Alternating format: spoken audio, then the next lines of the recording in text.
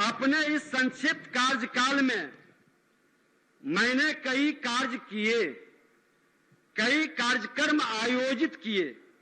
मैंने हमेशा यह प्रयास किया कि सत्ता पक्ष और विपक्ष को साथ लेकर चलूं।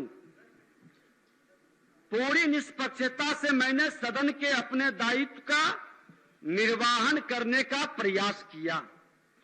हमेशा मैंने विधानसभा के आप सभी सदस्यों की मान मर्यादा एवं सदन की गरिमा को बढ़ाने का प्रयत्न किया।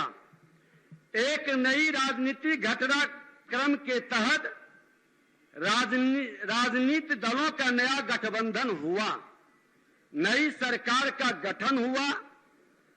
बिना किसी विवाद के नई सरकार ने शपथ ग्रहण भी किया और अपना कार्य करने लगी। परंतु इसी बीच सदन के कतिपय माननीय सदस्यों के कारण कुछ सदस्यों ने अध्यक्ष पद से हटाए जाने का संकल्प प्रस्तुत किया। माननीय सदस्य,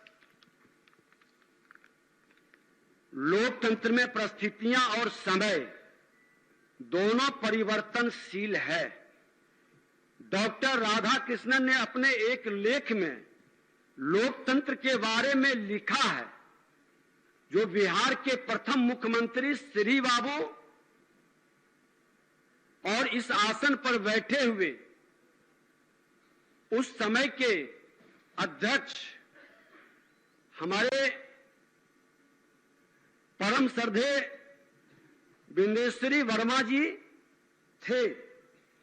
उस समय भी इस तरह का अविश्वास प्रस्ताव आया था और उस समय ये कोट किया गया था कि लोकतंत्र की व्यवस्था के अनुसार राज व्यवस्था में बहुमत या अल्पमत की निहित अधिकार का रक्षण नहीं होकर सभी के अधिकारों का संरक्षण होता है। लोकतंत्रीय व्यवस्था में यदि किसी भी अल्पमत को हतोत्साहित या चुप करने का बलात् प्रयत्न दिखलाई दिया तो यह अनाचारी व्यवस्था बन जाती है।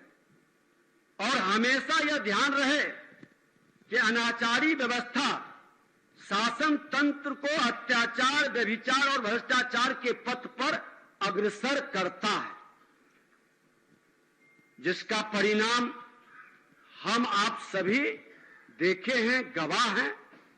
हम सभी माननीय सदस्यों से आग्रह करेंगे कि आपकी भावनाओं के अनुरूप आसन की मर्यादा का ध्यान रखकर हम अवश्य निर्णय लेते, लेकिन मुझे अफसोस है कि ऐसा करने का मुझे अवसर ही नहीं दिया गया।